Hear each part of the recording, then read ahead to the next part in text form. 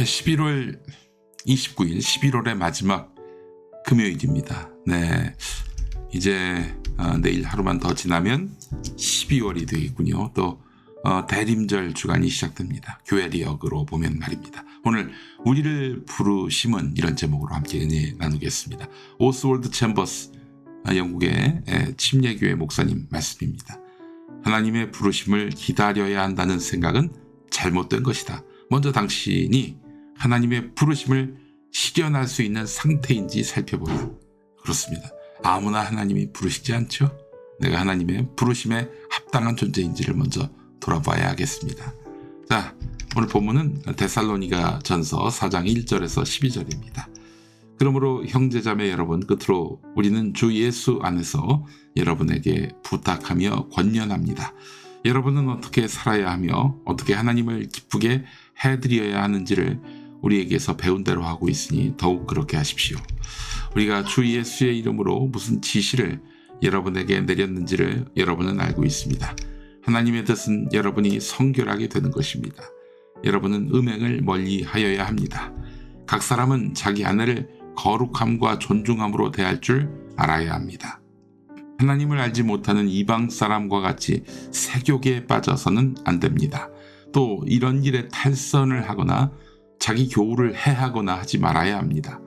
우리가 여러분에게 전에도 말하고 경고한 대로 주님께서는 이런 모든 일을 징벌하시는 분이시기 때문입니다.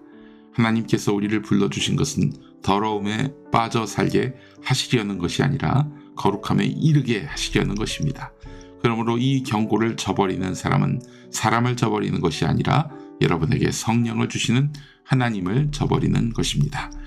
교우들에 대한 사랑을 두고서는 여러분에게 더 쓸 필요가 없겠습니다. 여러분이 직접 하나님께로부터 서로 사랑하라고 하시는 가르침을 받아서 온 마케도니아에 있는 모든 형제 자매에게 그것을 실행하고 있기 때문입니다. 형제 자매 여러분, 우리는 여러분이 더욱더 그렇게 하기를 권면합니다. 그리고 우리가 여러분에게 명령한 대로 조용하게 살기를 힘쓰고 자기 일에 전념하고 자기 손으로 일을 하십시오. 그리하여 여러분은 바깥 사람을 대하여 품위 있게 살아가야 하고 또 아무에게도 신세를 지는 일이 없도록 해야 할 것입니다.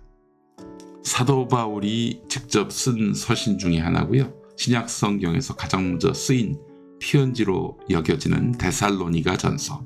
이 서신에서 바울은 데살로니가 교회 성도들에게 하나님을 기쁘시게 하는 삶을 살도록 권면합니다. 바울은 특히 성결한 삶과 성적인 순결을 강조합니다. 당시 헬라니즘 문화에서 흔히 허용되던 방탕한 생활과는 대조적으로 그리스도인에게는 윤리적이고 거룩한 삶이 요구되기 때문입니다. 바울은 성도에게 음란을 피하고 각자 자신의 몸을 거룩하게 지키며 형제에게 해를 끼치지 말고 탐욕에 빠지지 말 것을 권면합니다. 또한 하나님께서 우리를 불결함이 아닌 거룩함으로 부르셨다는 점을 상기시키며 이를 거부하는 것은 곧 하나님의 뜻을 거부하는 것이라 설명하는 것입니다. 또한 바울은 조용히 살며 자기 일에 집중하고 손수 일하기를 권면합니다. 외부 사람들에게 좋은 본이 되고 자립을 통해서 타인에게 의존하지 말도록 요구합니다. 당시 사회에서도 독립적이고 자급자족하는 삶이 이상적이라고 여겨졌는데 바울은 이를 그리스도인의 덕목으로 삼으라고 가르칩니다. 요약하면 바울의 권면은 하나님을 기쁘시게 하고 거룩하게 살며 또한 형제간의 사랑을 실천하고 조용하고 자족하는 삶을 사는 것입니다. 이런 교훈은 데살로니가 교회뿐 아니라 오늘날의 신앙인에게도 중요한 가르침이 되는 것입니다. 자, 그렇다면 어떤 사람이 하나님을 기쁘시게 하는 것일까요?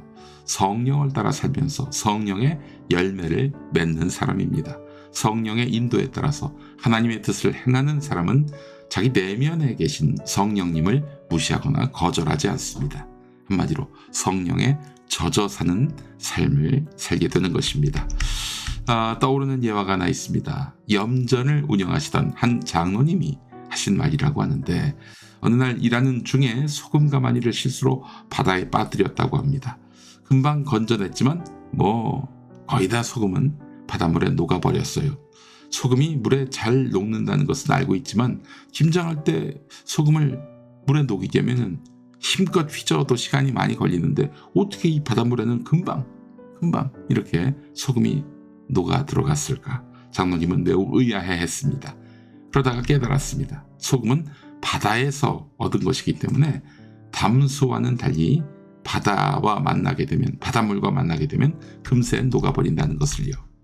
바다에서 얻은 소금이 처음에는 순전하게 구별되었다가도 다시 바다와 만나면 금세 원래의 모습으로 돌아가듯 그리스도인도 세상에서 구별되었지만 세상과 섞이다 보면 금세 옛날 모습으로 돌아간다는 것이죠.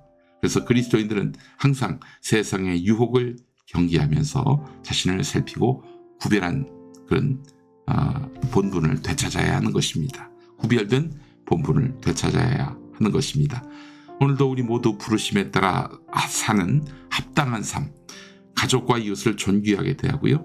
하나님을 기쁘시게 하는 삶을 살아가기를 주 안에서 소망합니다. 기도하시죠. 하나님, 주님의 은혜에 감사합니다. 우리가 예수 그리스도라는 거울에 늘 우리 삶을 비추어 하나님이 원하시는 거룩한 삶을 살게 하옵소서.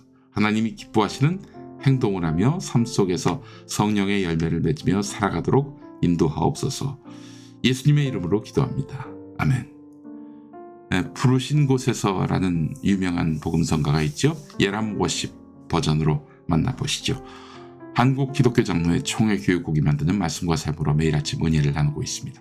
저는 주일에 다시 오겠습니다. 감사합니다.